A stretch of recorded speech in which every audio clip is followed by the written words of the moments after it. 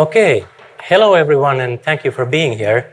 I am Aleksi Sakkolan-Leppänen and my background is in philosophy of religion and cognitive science. Today I want to treat the problem of mystical experience from a cognitive-linguistic point of view. That is, how is it that we can explain the mystical experience by cognitive means? My definition of mystical experience here is broad, and it follows the classical definition of William James. Mystical experience is often characterized as ineffable, and this is typically taken to mean that the experience resists putting into words. So it would make it something like non-conceptual. Accounts of mystical experience are prevalent in the religious traditions altogether, thus pointing to a common cognitive element, which I will posit here later on. The mystical experience is not altogether without a relation to linguistic content, as ineffable as it seems. There are numerous illustrations of this, for instance, one in the psychedelic literature classic of Albert Hofmann, namely LSD, My Problem Child. This utterance caught my interest in saying that the experience has to do with the place where objects get their names. As a cognitively oriented scholar of religious language, I offer here a cognitive perspective and treat the cited wording as a linguistic and thus cognitively revelatory statement. The citation could be taken as a metaphor for symbolic function.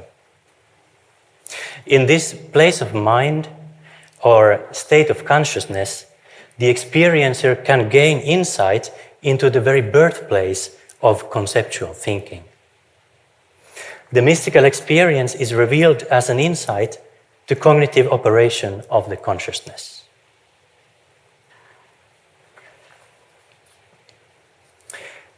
Now, conceptual thinking is a form of human cognition, a phenomenon studied in cognitive science. In a seminal study of George Lakoff and Mark Johnson, it was noted that conceptual thinking is based on the capacity to metaphor. Metaphor is not merely a linguistic instrument belonging to the category of rhetorics, but the very basis of cognition, thus named conceptual metaphor, a vessel of cognition. As noted in the contemporary discussion by Ian McGilchrist, metaphor has the ability of bridging corporeality, situatedness, and the concept all together. Now, metaphor is essentially a symbol. A metaphorical statement exposits something itself is not. This is the basic fundament of a symbol. When something symbolizes something, it represents it in another form. Henri Corbin uses the expression of to symbolize with. The religious statements symbolize with spiritual metaphysics. This is reflected in the psychedelic experience of Alan Watts, which he describes as something where the objects of the surrounding environment are gesturing. They are suggesting a symbolic meaning to them. Metaphor as a symbolic form of thought is a close relative to analogy. In analogy, two distinct objects of consciousness are likened to each other.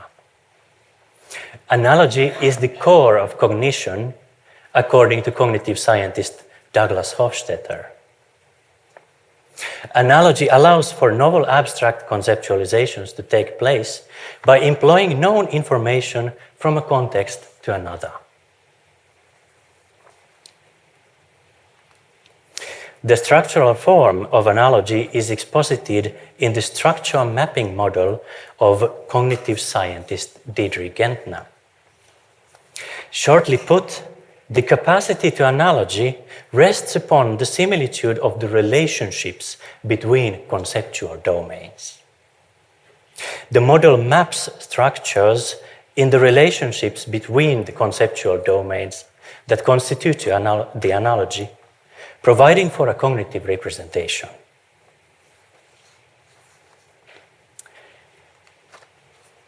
How analogy is understood in the structure mapping model is not far away from the classical exposition of analogy of the theologian Thomas Aquinas. The Thomistic concept of analogy is based on Aristotelian thought, in which analogy is fundamentally the corresponding relationships of distinct objects. Analogy is not to say that a concept has the same meaning as another concept, a phenomenon termed equivocity. Clearly is analogy neither a concept which has strictly defined one single meaning. This would be univocity. Instead, the Thomistic analogy posits that the concept is same as another only in regard to their relationships, bridging together the conceptual forms. Now, Thomas is absolutely not the only theologian to treat analogy. In fact, theological language is analogical to a significant extent. Here I want to propose a theologian already mentioned in this session, named Meister Eckhart. Meister Eckhart uses Christian terminology to represent the inner workings of human soul, which, according to his metaphysics, is bound to God. This connection is represented as the teaching of Imago Dei.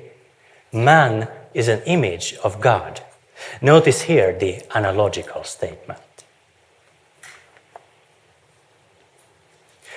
Another highly interesting example of analogical thought in the Western tradition is the Swedish scientist and mystic Emanuel Swedenborg.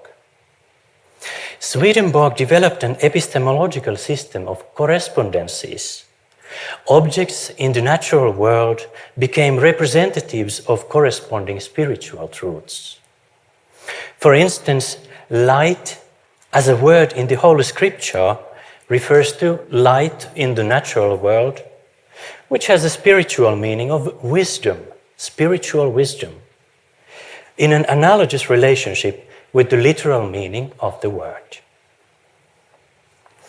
Cognitively speaking, Swedenborgian system seems to be an entire worldview which emphasizes analogical cognition.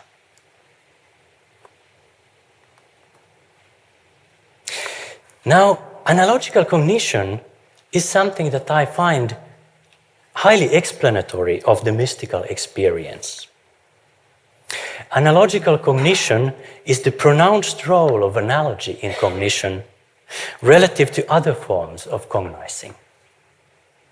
Analogical cognition brings concept formation to the foreground of consciousness, thus giving a possibility to see through the fixed meaning of words of everyday experience.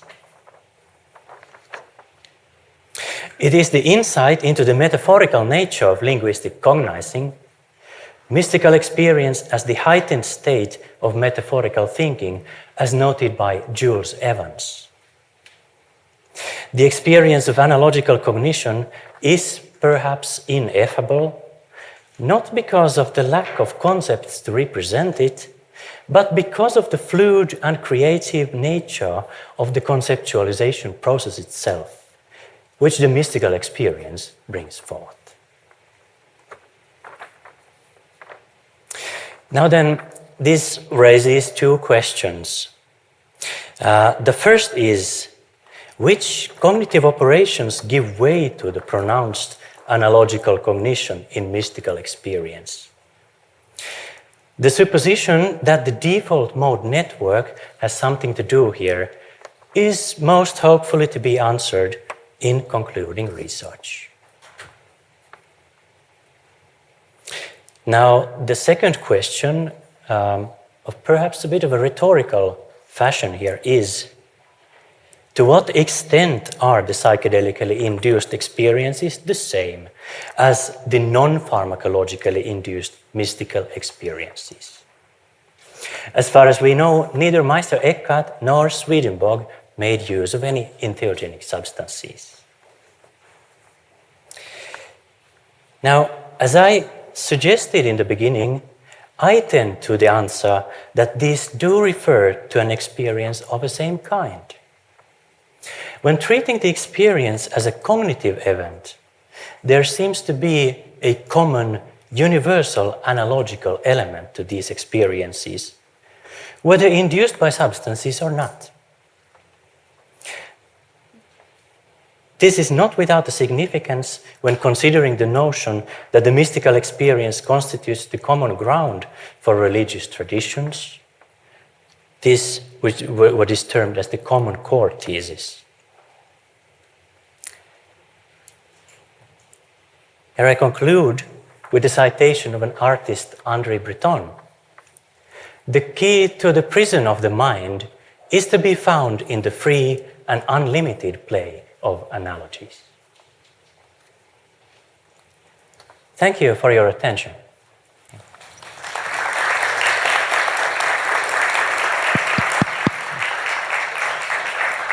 Thank you, Aleksi. Then questions.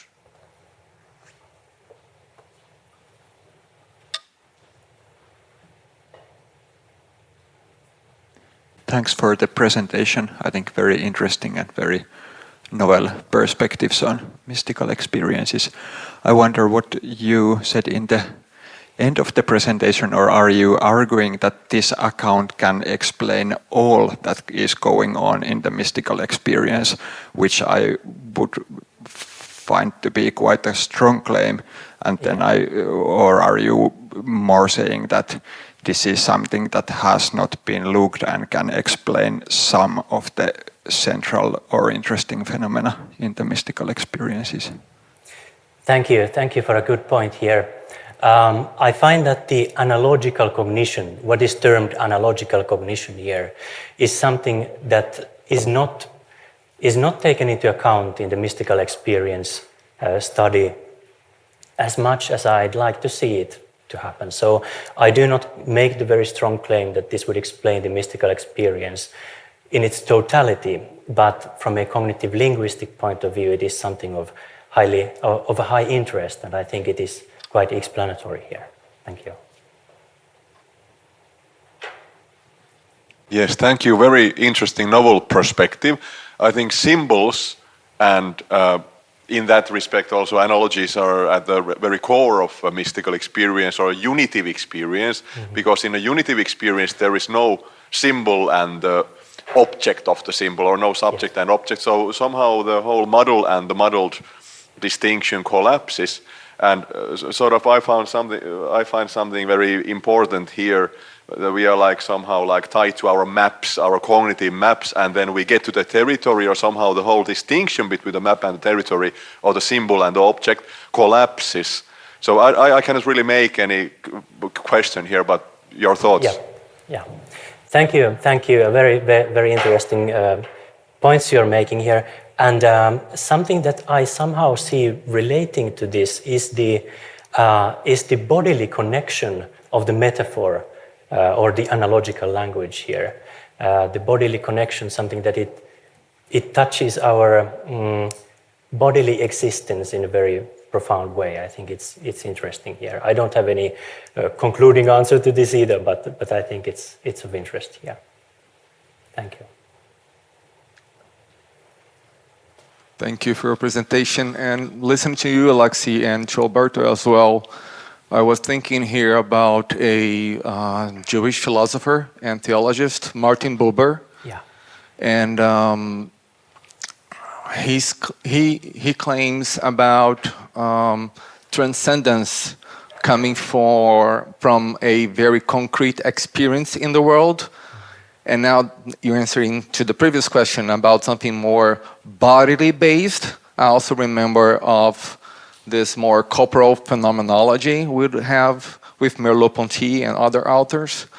I don't know if when we're doing research and even clinical practice, we're a little biased on something more mind-based, and we're not considering this body consciousness. Yes. And when you say something about analogical processing, I would go for that instead of something more like symbol and meaning making through a mind cognitive thinking perspective.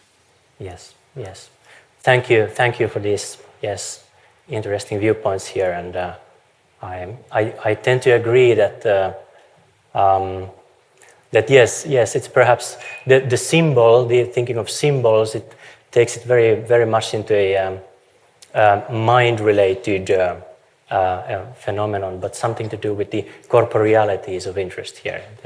And thank you for pointing out also Martin Buber, who has this very interesting I-Thou relationship, which is, well, perhaps there is some sort of an relationship making going on, as it is in analogy or a metaphor also going on. This is perhaps an intuitive thought on that. Thank you.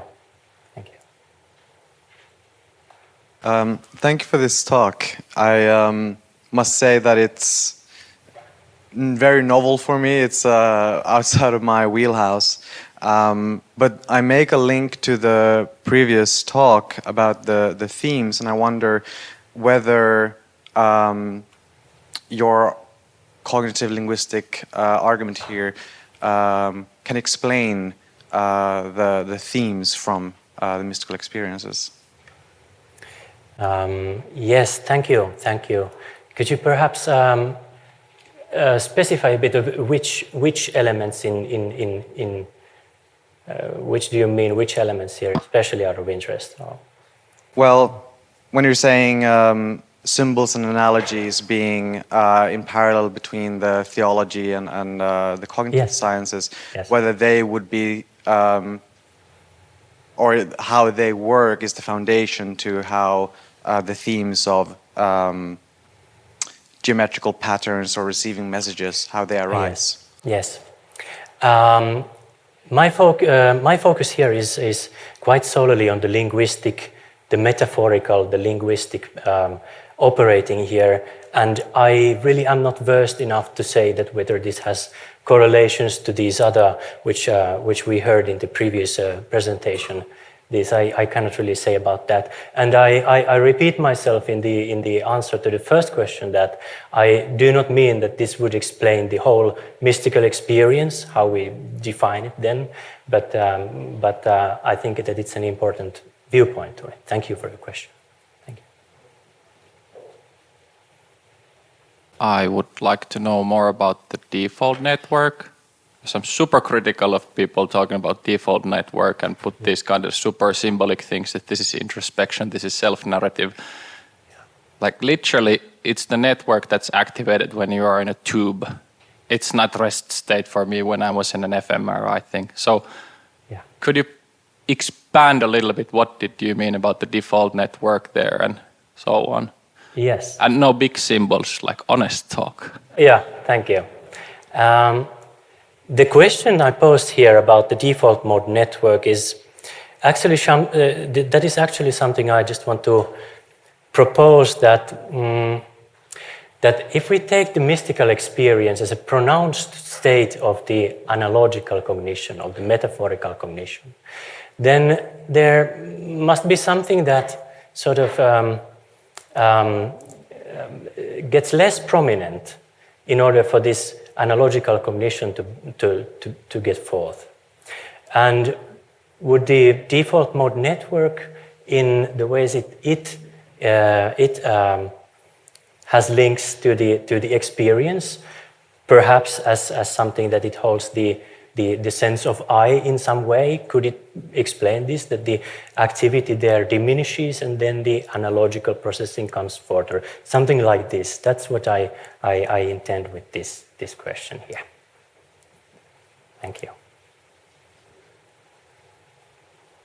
I wonder, have you delved into esotericism, or I find that many themes that you are talking about, they are like much found in different esoteric traditions, and you also refer to Swedenborg, for example, this like seeing correspondences between different things, and yeah, and I think that's also something that is relatively neglected, that in the psychedelic research we talk about mystical experiences, but then the like more esoteric aspects are neglected.